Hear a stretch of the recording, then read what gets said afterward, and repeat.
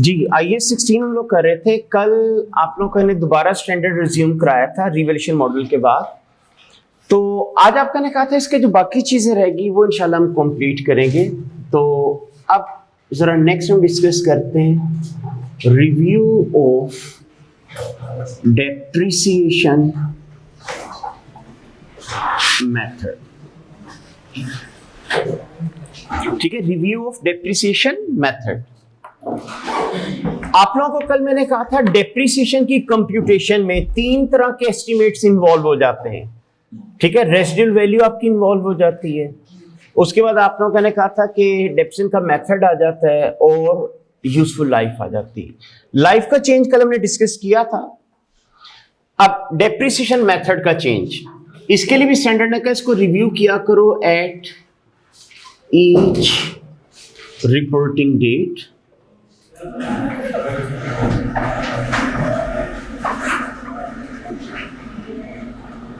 और फिर adjusted prospectively if change.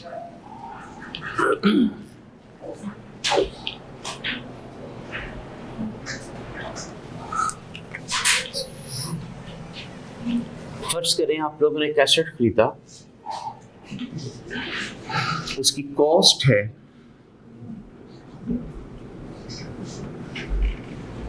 ₹2,00,000, useful life 5 years,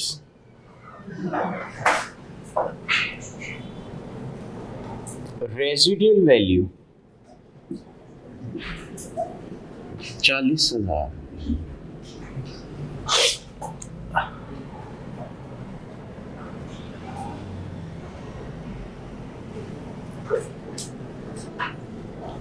company depreciated assets using straight line method.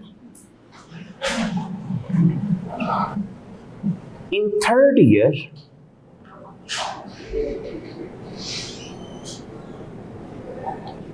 company decided to change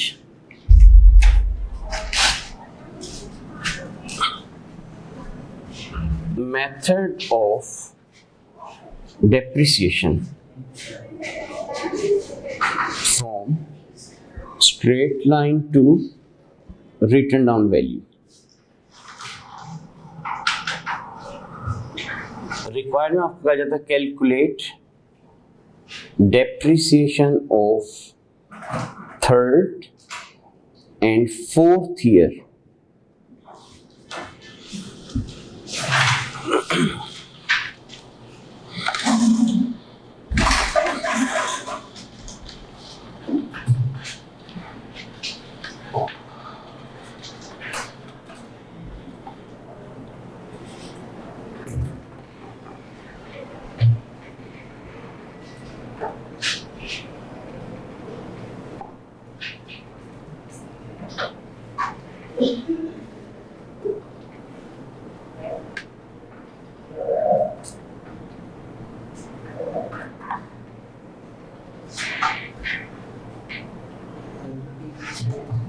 written down value.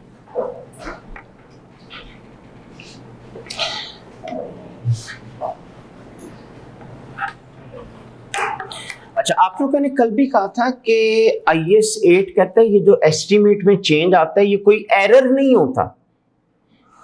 New development के बाद आपको realise होता है कि पुराना एस्टीमेट इनवैलिड हो गया, कहते हैं इसका सिंपल ये मतलब होता है। लेकिन आप ये ना समझा करें कोई गलती की है। आपको मैंने थोड़ा सा हिंट कल भी दिया था कि अगर आप लोगों ने गलती की हो ना तो फिर उसकी एडजस्टमेंट किसी और तरीके से होती है, लेकिन अगर आप लोगों के एस्टिमेट में चेंज आए तो उसकी ट्रीटमेंट डिफरेंट होती है। तो स्टैंडर्ड ने हमें इसके लिए भी यही कहा कि प्रोस्पेक्टिवली एडजस्ट किया करो, मतलब जिस साल चेंज आए उस साल की वैल्यू और उससे अगले साल की वैल्यू बदल दिया करो। अब हम इस क्वेश्चन को भी करके देख लेते हैं। कब आप लोगों ने एस्टिमेट में चेंज किया? तो इसका कितने साल डेप्रिशिएट हो चुका हुआ था? 2 साल। तो पहले आप उसकी बुक वैल्यू तो फाइंड आउट करें, यानी कॉस्ट। अब वो थी आपके पास 2 लाख। अब फर्स्ट ईयर जब आप इसको डेप्रिशिएट करोगे, अब स्ट्रेट लाइन था तो स्ट्रेट लाइन में डेफिनेशन कैसे निकालते हैं? Cost minus residual value over useful life. कितना थी? 5 ईयर। अच्छा, कितना आ गया?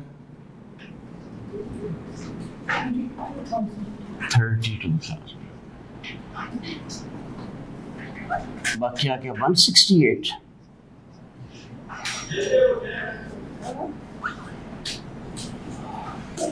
स्ट्रेट लाइन है तो फिर सेकेंड ईयर की डेप्रिसिएशन भी तो इतनी ही होगी। माइनस कर लेंगे 136। ये आ गई आपके पास net book value at the time of change.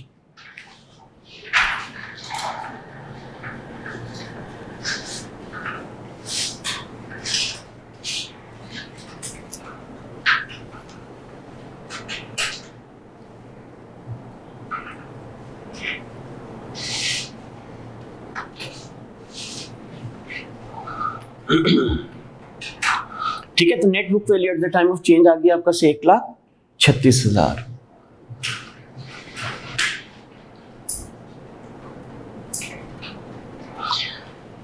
Return down में आपको पता है जब तक डेप्रिसिएशन रेट ना हो आप डेप्रिसिएशन नहीं निकाल सकते। तो अगर तो रेट दे देता तो सीधा यूज कर लेते, लेकिन यहां नहीं दिया तो कंप्यूट करेंगे। अच्छा, रिटर्न डाउन वैल्यू का फॉर्मूला क्या होता है रेट निकालने का? 1 minus nth root of scrap over cost। वैसे n का मतलब होता था यूजफुल लाइफ।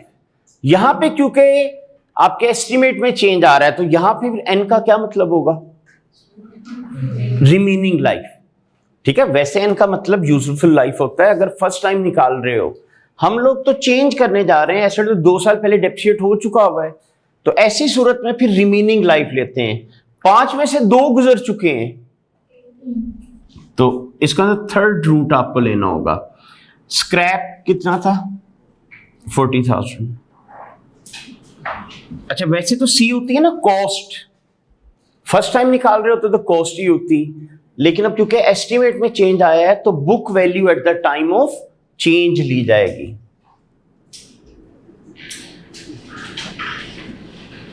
अब इसको सॉल्व करके देखें क्या आता है। कितना? चलिए राउंड कर लेते हैं 33%। अब जब तीसरे साल की आप डेप्रिसिएशन निकालेंगे तो आप लेंगे एट द रेट 33%। किस चीज का 33%? बुक वैल्यू का। ठीक है, यहां से ऑनवर्ड जी कितना आता है? 44,880 माइनस कर लें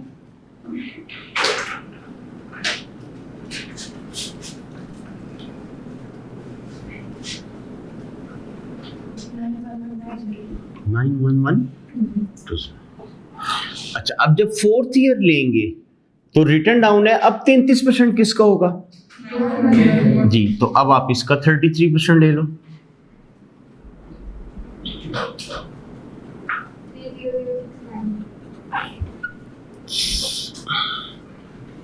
तो बस ये उसकी रिक्वायरमेंट थी, डेप्रिसिएशन आप लोगों ने मालूम करनी थी।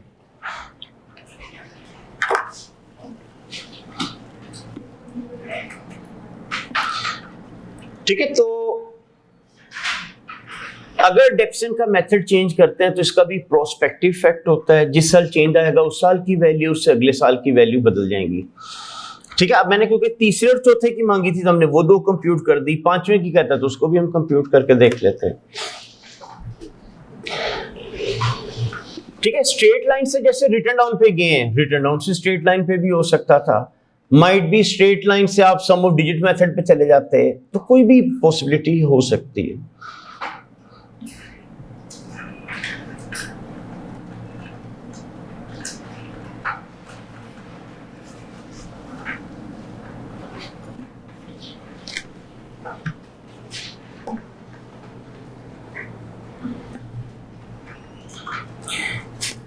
अब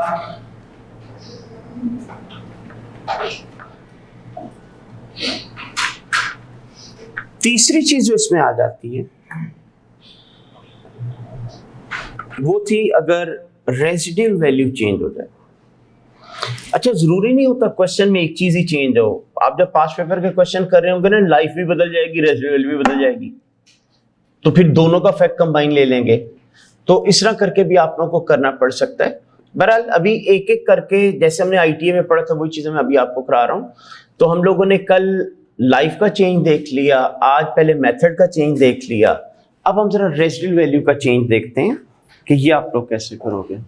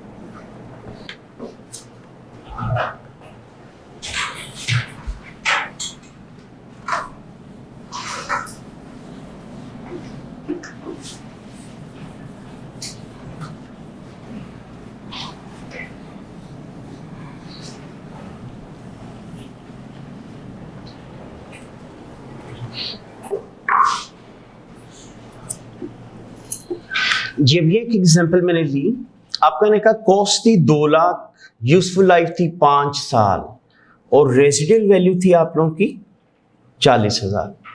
कह रहे company depreciated asset using written down value method, कह रहे रिड्यूसिंग से हम डेप्रिशिएट किया करते हैं। In third year, it is clear that residual value of the asset has been increased to ₹50,000। कह रहे कि तीसरे साल में हमें पता चला कि इसकी स्क्रैप बढ़ गई है, कितनी होगी है 50,000। अच्छा जरा वर्डिंग पे ख्याल कीजिएगा, इंक्रीज टू 50,000 लिखा है, इंक्रीज बाय 50,000 नहीं लिखा, ठीक है। तो इसका मतलब 50,000 रुपए तक बढ़ गई, मतलब 50,000 होगी। अगर मैं कहता हूं इंक्रीज बाय 50,000, इसको फिर 90,000 होगी। अच्छा, अब चूंकि यहां पे मैंने आपको कहा है कि मेथड हम कौन सा यूज करेंगे, तो रिटर्न डाउन में विदाउट रेट तो कैलकुलेशन नहीं हो सकती, तो आप पहले इसका रेट निकालेंगे। तो 1 माइनस, अब इनका क्या मतलब है, दैट इज 5। ठीक है, स्क्रैप था आपके पास 40,000 और कॉस्ट कितना थी 2 लाख। तो देखें जरा कितना आता है,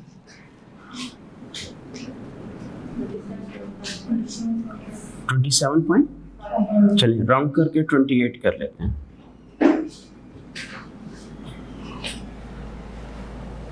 इसका जब फर्स्ट ईयर आप इसको डेप्रिशिएट करोगे तो आप करोगे 28%। अब वो 28% हम किसका लेंगे 2 लाख का, 56 आ जाओ, माइनस कर लेंगे 144। अब सेकेंड ईयर जब आप लोगे 28% तो किसका होगा 144 का 4 माइनस कर लीजिएगा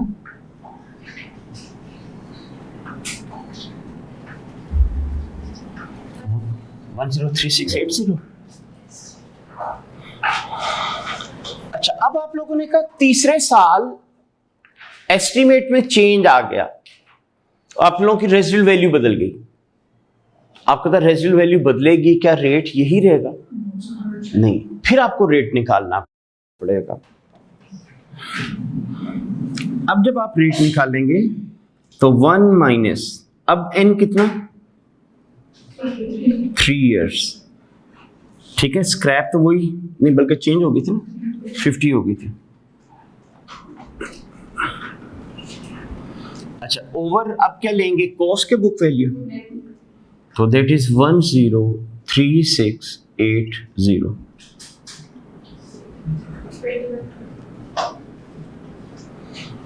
तो इसका अब जब आप थर्ड ईयर इसको डेप्रिशिएट करेंगे तो आप लेंगे 21% और होगा वो बुक वैल्यू का ही, ये जो net book value at the time of change होती है।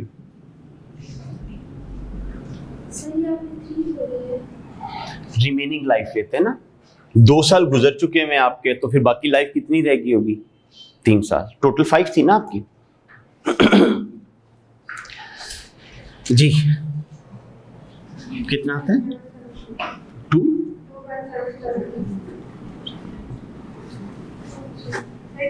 एंड फिर 2। अच्छा जी, माइनस कर ले तो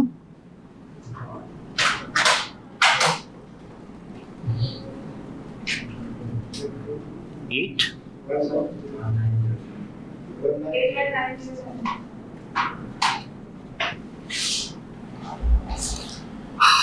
अब दोबारा फिर इसका 21% ले ले,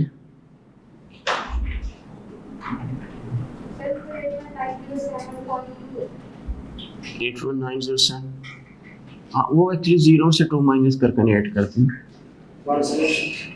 कितना 17।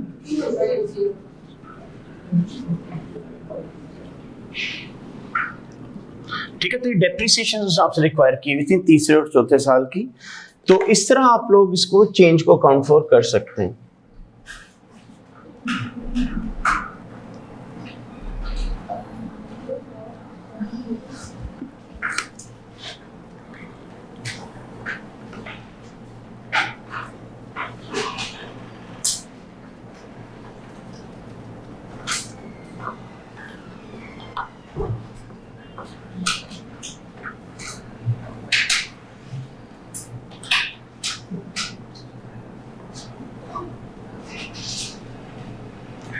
जी हो गया।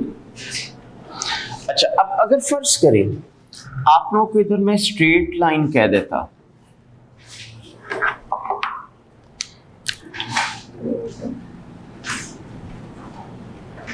इसको जरा एक दफा खुद ट्राई करें।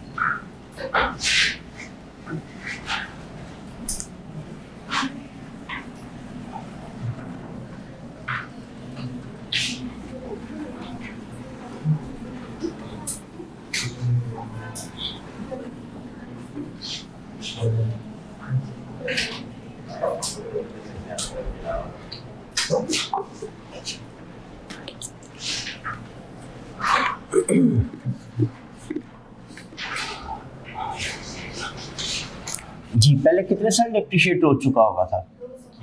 2 साल। कॉस्ट थी इसकी 2 लाख और रेसिडुअल वैल्यू थी 40,000 और लाइफ थी 5 ईयर, तो इंटू 2 कर लेंगे। तो 64,000 अगर आप माइनस कर चुके हो तो इसकी नेट बुक वैल्यू कितना बची होगी? 136,000। अच्छा, अब चूंकि दोबारा फिर स्ट्रेट लाइन से निकालनी है तो रिवाइज्ड एफसन आपको पता है वो तो हर साल की बराबर ही आएगी ना।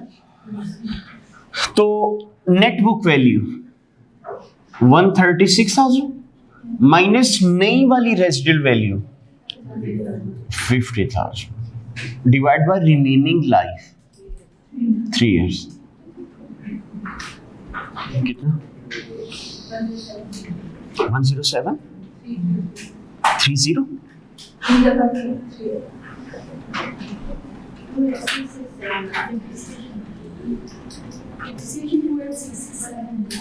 2866।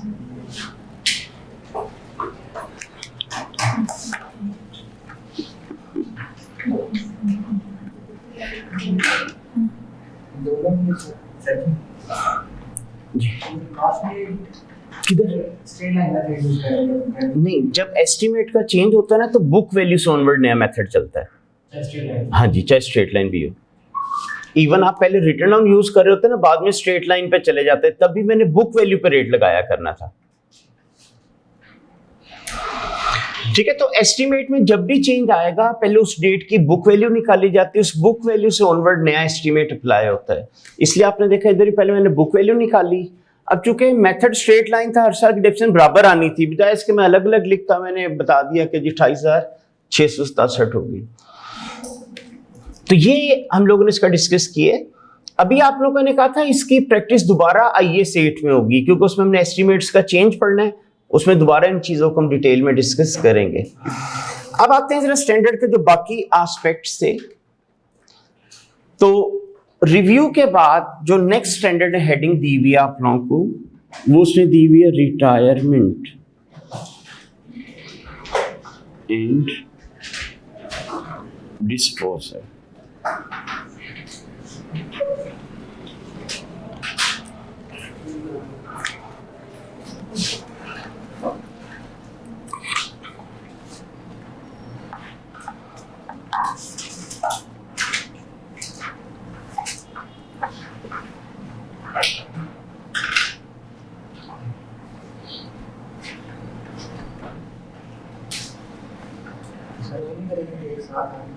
कैसे? हाँ, वो आगे पास पेपर के क्वेश्चन करेंगे। Retirement and disposal. अच्छा, इससे पहले ना स्टैंडर्ड में से एक हेडिंग दी हुई है, वो मैंने दरमियान में नहीं बताई क्योंकि हमने एक चैप्टर बाद में पढ़ना है। वो उसने आपको बताया है कि आप लोग ना रिव्यू करते रहिएगा, कहीं एसेट की रिकवरेबल अमाउंट कम तो नहीं होगी। अगर किताबों में एसेट की कैरिंग अमाउंट ज्यादा है और उसकी रिकवरेबल अमाउंट कम है तो उसने कहा इंपेयरमेंट लॉस रिकॉर्ड करना। ठीक है, तो हमने इंपेयरमेंट का चैप्टर अलग से पढ़ना है, इसलिए मैंने वो हेडिंग यहाँ पे स्किप की है। डायरेक्ट में आ गया हूं रिटायरमेंट एंड डिस्पोजल पे। रिटायरमेंट का मतलब होता है कि कब एसेट को बुक्स और अकाउंट में से खत्म कर देंगे। तो स्टैंडर्ड ने स्टेटमेंट दी है कि जब किसी एसेट से इकोनॉमिक बेनिफिट्स का फ्लो टर्मिनेट हो जाए तो फिर आप उसको एसेट की लिस्ट में से डी रिकॉग्नाइज कर दिया करो। देखिए, एसेट की डेफिनेशन ही क्या होती थी कि प्रेजेंट इकोनॉमिक रिसोर्स जिसको आप पास्ट इवेंट की वजह से कंट्रोल कर रहे हैं, उस इकोनॉमिक बेनिफिट का फ्लो आना है। तो अगर उससे इकोनॉमिक बेनिफिट का फ्लो खत्म हो जाए तो क्या वो एसेट रहा? नहीं। तो इसलिए स्टैंडर्ड ने आपको कहा कि जब कभी एसेट से इकोनॉमिक बेनिफिट का फ्लो टर्मिनेट हो जाए आप उसको डी रिकॉग्नाइज कर दो, डिस्पोजल की एंट्री डाल दो। और जब आप उसको डिस्पोज ऑफ करेंगे तो लाजिम बात एसेट बेच के या गेन होगा या लॉस होगा, वो आप किसको ट्रांसफर करते थे? एसओसीआई को। तो वही उसने बात की है कि जब आप उसको डी रिकॉग्नाइज करोगे तो वहां पे जो भी गेन या लॉस आएगा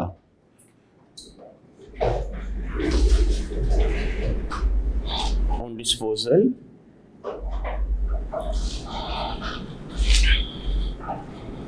would be transferred to SOCI.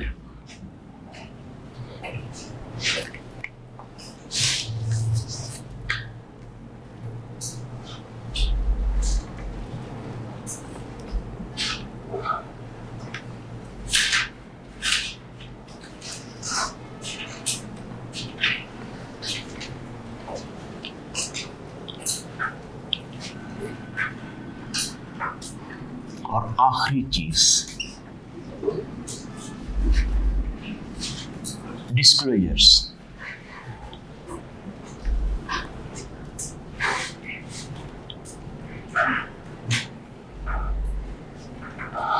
आप लोगों ने कहा था इस चैप्टर में से अक्सर 18 से 20 नंबर का क्वेश्चन आता है। एक तो उसमें रिवैल्यूएशन की एप्लीकेशन होती है, या तो रिवैल्यूएशन की एंट्रीज पूछ लेता है, या आप लोगों को कहता है डिस्क्लोजर बना के दिखाओ। ठीक है, अब FR1 इसमें ITA के अंदर आप लोगों ने डिस्क्लोजर की थोड़ी बहुत लिस्ट पढ़ी थी कि ये डिस्क्लोजर होता है, लेकिन बनाते कैसे हैं वो अब सिलेबस में है, तो अब हम इसकी बनाने की भी प्रैक्टिस करेंगे। अच्छा, स्टैंडर्ड ने सबसे पहले आपको कहा हुआ है कि अपनी काउंटिंग पॉलिसी तो बता दो कि आप लोग अकाउंटिंग पॉलिसी कौन सी फॉलो कर रहे हो। जी, स्टैंडर्ड ने क्या पॉलिसी बताई हुई थी? हाँ, कि कॉस्ट मॉडल यूज कर रहे हो या रिवैल्यूएशन मॉडल यूज कर रहे हो, दैट इज योर पॉलिसी। ठीक है, कई स्टूडेंट जल्दी में कह देते हैं स्ट्रेट लाइन रिटर्न डाउन, ये पॉलिसी नहीं होता, ये एस्टीमेट होता है। पॉलिसी होती है कॉस्ट मॉडल यूज कर रहे हो कि रिवैल्यूएशन मॉडल। नॉर्मली हम लोग जब लिखते हैं तो इस तरह की कोई स्टेटमेंट दे दिया करते हैं, मसलन assets are stated at cost less accumulated depreciation and accumulated impairment losses except land which is stated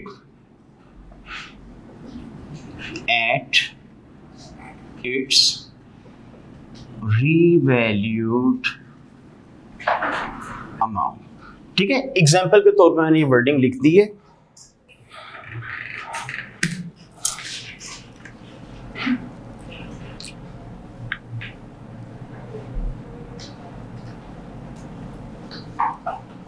ये जब मैंने लिखा cost less accumulated depreciation less accumulated impairment losses, ये कौन सा मॉडल था?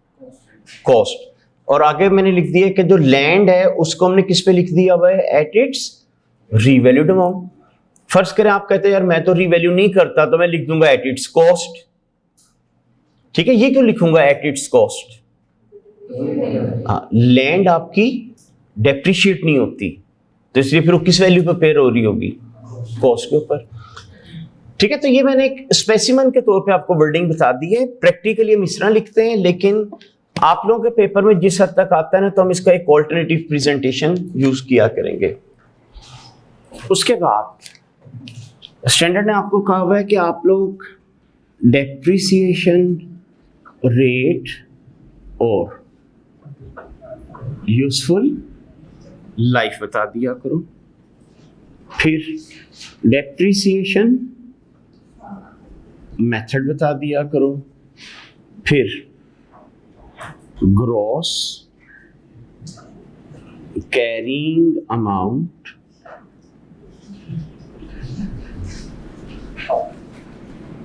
at the beginning and at the end of the period बता दो। फिर reconciliation of cost and depreciation at the beginning and at the end of the period, ये बता दो। Value of assets subject to charge, ये बता दो।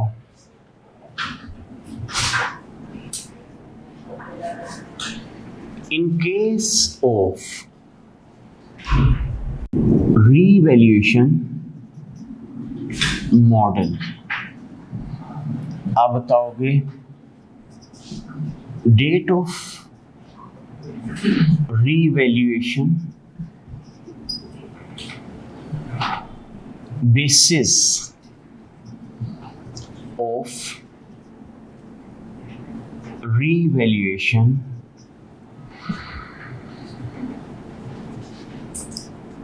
whether independent valuer is involved,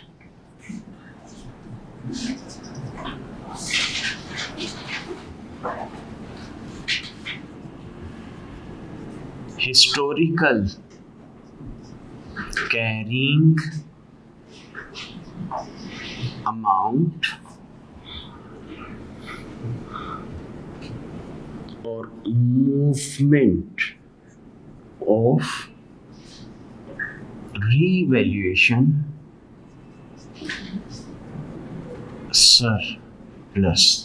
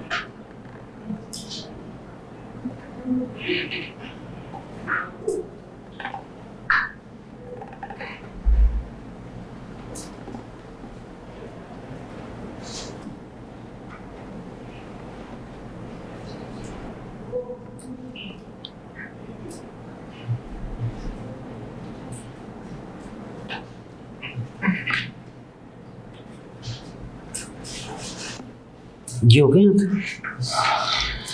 अच्छा, अब सबसे पहले उसने कहा था अकाउंटिंग पॉलिसी बताओ। अकाउंटिंग पॉलिसी का मतलब बताओ कॉस्ट मॉडल यूज कर रहे हो कि रिवैल्यूएशन यूज कर रहे हो। फिर कहता है या डेप्रिसिएशन का रेट बता देना या फिर एसेट की यूजफुल लाइफ बता देना, और फिर कह रहे डेप्रिसिएशन का मेथड बता देना, कौन सा मेथड फॉलो कर रहे हो। Gross carrying amount, gross carrying amount कहते हैं कॉस्ट को, कहते हैं gross carrying amount at the beginning यानी साल के शुरू में कॉस्ट क्या थी, एंड एट द एंड साल के एंड पे कॉस्ट क्या थी, कहते हैं ये बताना। उसका कहते हैं रिकंसिलिएशन, टैली करना, किसको, कॉस्ट एंड डेप्रिसिएशन। कौन सी cost and depreciation, at the beginning and at the end. साल के शुरू में मेरे पास मशीनरी की कॉस्ट थी 10 लाख, साल के एंड पे होगी 13 लाख, कहता बताओ 10 से 13 कैसे बनी। कुछ आपने नया खरीदा होगा, हो सकता है कुछ बेच दिया हो, माइट भी कुछ रीवैल्यू करने के से बढ़ गया हो, वो सारी मूवमेंट शो करनी, कॉस्ट की भी करनी है और उसकी क्रेडिट डेप्रिसिएशन की भी करनी है। फिर कह रहे value of asset subject to charge, अगर आपने कोई लोन लिया है और उसके अगेंस्ट अपना एसेट सिक्योर कराया हुआ है, कहता वो भी बता देना। और लास्ट में आपको कह रहे हैं in case of revaluation model, कि अगर आपने रिवैल्यूएशन मॉडल यूज किया तो कहता है ये एक्स्ट्रा डिस्क्लोजर देना, क्या, डेट ऑफ रिवैल्यूएशन, कि रिवैल्यू कब कराया था, basis of revaluation, revalued amount कैसे डिसाइड हुई थी। देखिए मल्टीपल तरीके हैं। नंबर 1, मैं अपनी गाड़ी डिफरेंट शोरूम्स पे ले जाऊं, यार ये गाड़ी बेचनी है, एक बंदे ने देख के कहा 12 लाख, एक ने गाड़ी देख के कहा कि जी 12.5 लाख, एक ने मुझे कहा 12.25 लाख, तो इसका मतलब मेरी गाड़ी की कीमत जो है वो तकरीबन 12 लाख के करीब करीब निकल रही है। तो इस तरह सर्वे करके मैं कीमत लगवा लूं। एक ये है कि किसी प्रोफेशनल को मैं बुला लूं, जैसे आजकल आप लोगों ने देखा है पार्क व्हील वाले हो गए, OLX वाले हो गए, उनकी टीम आ जाती है, गाड़ी की इंस्पेक्शन करके आपको कीमत बता देती, इसकी इतनी कीमत होनी चाहिए। यानी एक प्रोफेशनल बंदा आपको वैल्यूएशन करके दे दे, ठीक है। तो आपको कहता है आपने बताना होता है बेसिस ऑफ रिवैल्यूएशन, कि रिवैल्यूड अमाउंट कैसे कंप्यूट हुई। आपने देखा था मैं क्वेश्चन कराता था, वो लिखा होता था an independent valuer revalue the asset. वो क्यों बताता था, वो मैंने डिस्क्लोजर देना था।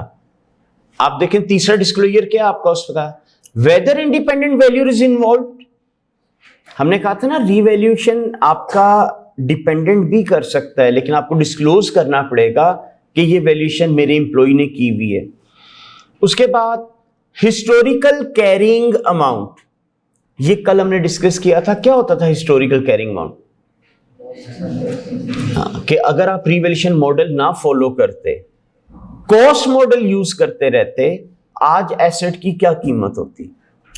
और लास्ट में कह रहे हैं मूवमेंट ऑफ रिवैल्यूएशन सरप्लस, साल के शुरू में सरप्लस था 50,000, एंड पे रह गया 15,000, कहता बताओ वो 50 से 15 कैसे बना। अब माइट भी कोई लॉस इसके अगेंस्ट सेट ऑफ हो गया हो सकता कोई एक्सेस डेप्रिसिएशन डिस्पोजल को ट्रांसफर कर दी हो सकता कोई एसेट बेच दिया उसका सरप्लस रिटेन अर्निंग को ट्रांसफर कर दिया हो, तो वो सारी मूवमेंट आपको शो करना होती है। तो ये कुछ मेन डिस्क्लोजर है आपके लेवल पे जो आपको बनाने पड़ सकते हैं। अब हम लोग ना एक खास फॉर्मेट से प्रेजेंटेशन दिया करते हैं, उसका फायदा फिर ये होता है कि मेजॉरिटी रिक्वायरमेंट उसमें पूरी हो जाती हैं, जो रह जाती हैं वो फिर हम अलग से लिख दिया करते हैं। तो अब वो मैं स्पेसिमन जरा डिस्कस करने जा रहा हूं कि किस तरह की प्रेजेंटेशन हम देंगे। हार्ड एंड फास्ट नहीं है, डिफरेंट लोग डिफरेंट तरीके से टेबल बना देते हैं। बहरहाल एक जो आसान मेथड है वो मैं यहां पे बनाता हूं।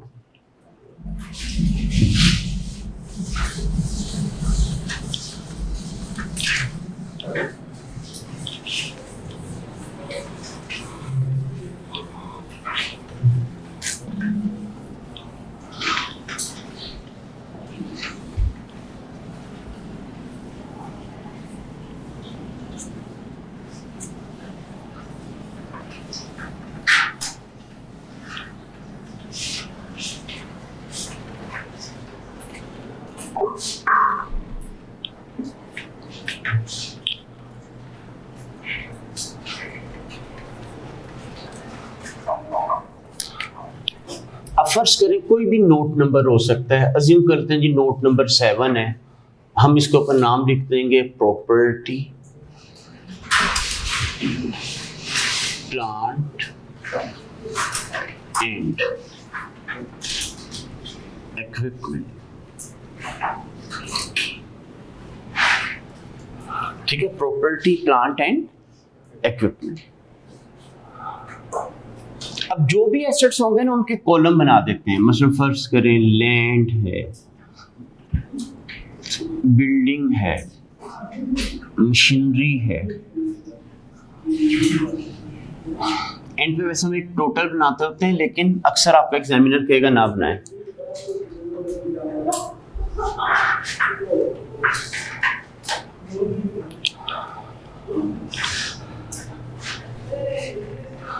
अब सबसे पहले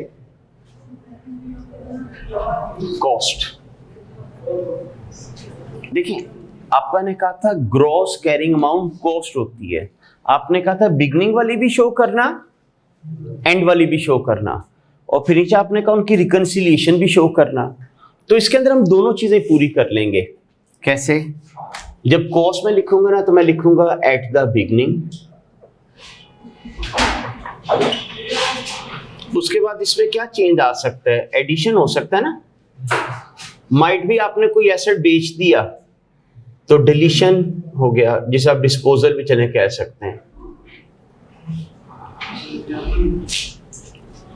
अगर आप रीवैल्यूएशन मॉडल यूज कर रहे हो तो जब भी रीवैल्यू करते थे पहले किस चीज की एंट्री डालते थे? कैंसिलेशन की क्या एंट्री होती थी वो? हाँ, एक्युमुलेटेड एब्सेंट डेबिट और एसेट। तो उस सूरत में इधर एक कैंसिलेशन का रो भी आ जाएगी। उसके बाद रीवैल्यूएशन एडजस्टमेंट। ठीक है, रीवैल्यूएशन वैल्यू या बढ़ जाती थी या कम, तो या एसेट को आप डेबिट करते थे या एसेट को क्रेडिट करते थे। ये काम करके जो वैल्यूज निकलेंगी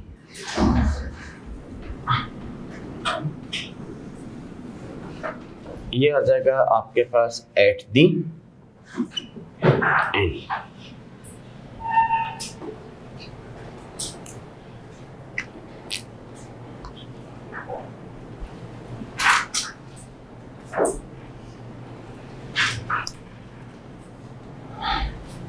अब देखिए, कॉस्ट ओपनिंग आ गई, क्लोजिंग वाली भी आ गई, और ओपनिंग से क्लोजिंग पे कैसे पहुंचे, उसमें क्या क्या चेंज आया वो भी शो हो गया। तो इसका मतलब वो जो फोर्थ पॉइंट था वो भी, और फिफ्थ में कॉस्ट की रिकंसिलिएशन बन गई। उसके बाद हम लोग हेडिंग दे देते हैं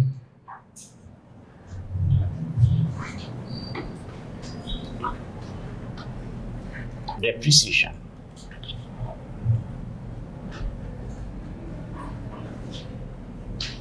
At the beginning, charge for the year.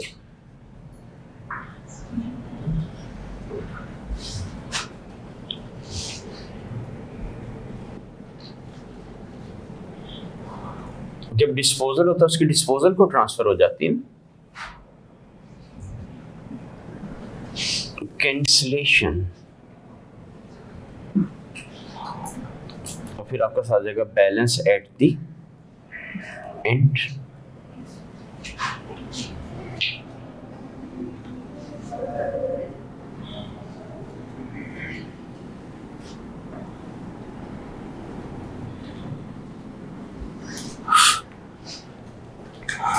उसके बाद आ जाएगी जी net book value at the end, net book value at the beginning,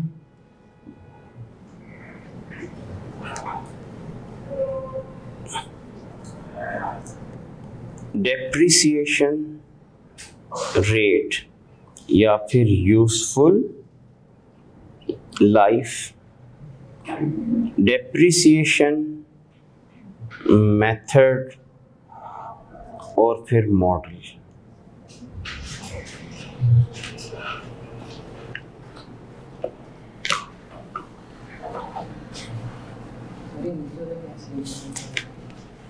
ये आपने भी एंट्री क्या की थी? एक्युमुलेटेड एब्सेंट डेबिट और एसेट तो एसेट को क्रेडिट किया तो वो कैंसिलेशन यहाँ आ गई, इक्विटी को डेबिट किया उसको यहाँ पे आ गई।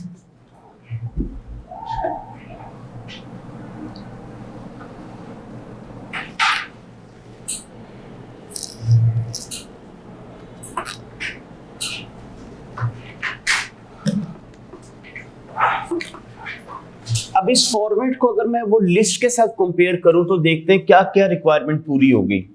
सबसे पहले आपने क्या कहा था, पॉलिसी बताना कौन सा मॉडल है, ये इधर शो हो गया मॉडल, किसी के साथ कॉस्ट लिखा होगा, किसी का रिवैल्यूएशन लिखा होगा and so on. Second number पे आपने क्या कहा था, डेप्रिसिएशन रेट या फिर यूजफुल लाइफ शो होगी। फिर आपने कहा था डेप्रिसिएशन का मेथड बताना, शो हो गया। चौथे नंबर पे आपने कहा था ग्रॉस कैरिंग अमाउंट यानी कॉस्ट एट द बिगनिंग और एट द एंड, ये कॉस्ट बिगनिंग, ये कॉस्ट एट द एंड। पांचवें में आपने क्या कहा, रिकंसिलिएशन बनाओ कॉस्ट की और डेप्रिसिएशन की, ये सारी रिकंसिलिएशंस बन गई।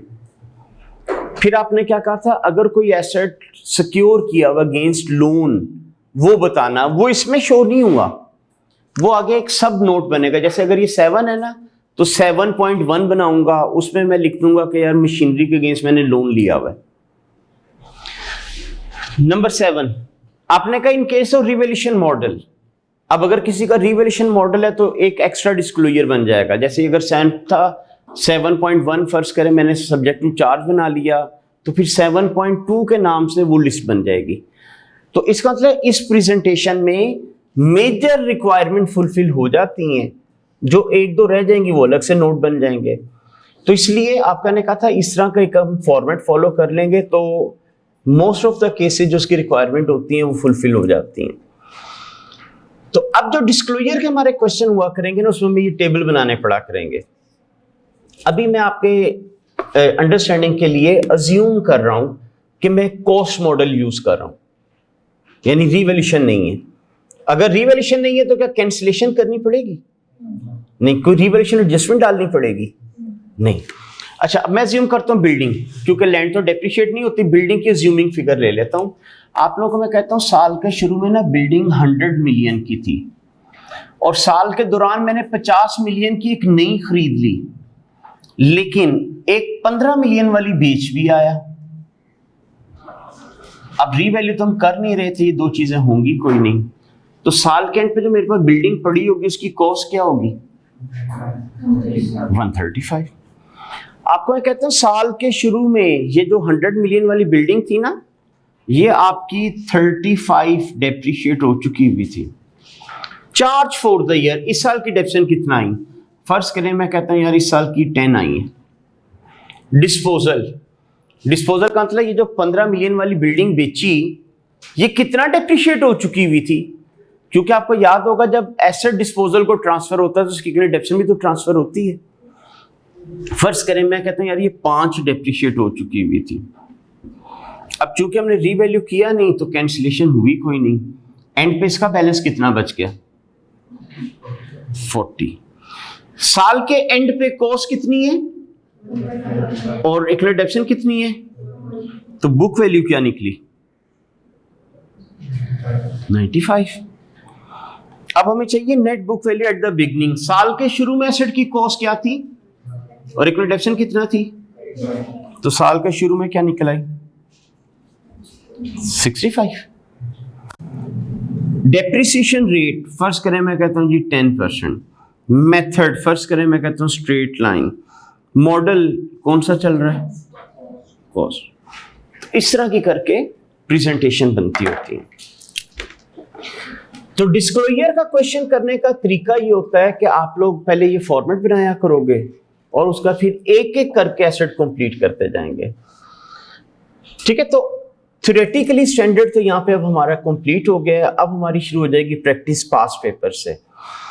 तो नेक्स्ट क्लास में अब इंशाल्लाह हम पास पेपर से इसके क्वेश्चन स्टार्ट करेंगे। ठीक है। अच्छा, आप लोगों का ना वेडनेसडे को इसका टेस्ट भी होगा। ठीक है, नेक्स्ट वीक के अंदर वेडनेसडे को। तो उसके अंदर डिस्क्लोजर तो नहीं होंगे, लेकिन जो रिवैल्यूएशन तक आपने पढ़ लिया हुआ था वो चीज आएंगे। यानी डिस्क्लोजर बनाने का नहीं कहूंगा, क्योंकि आज तक हमने जितना पढ़ा है, जैसे डेप्रिसिएशन का मेथड चेंज हो गया, ये चीजें एग्जामिनेबल हो सकेंगी। तो मंडे को हम लोग ने इसकी प्रैक्टिस शुरू कर देंगे डिस्क्लोजर वाले क्वेश्चंस की। तो आप लोगों ने कहा था रिवैल्यूएशन मॉडल की भी प्रैक्टिस कंप्लीट नहीं हुई, अब डिस्क्लोजर के साथ अदर चीजों के साथ आती रहेगी। थैंक यू जी। यार ये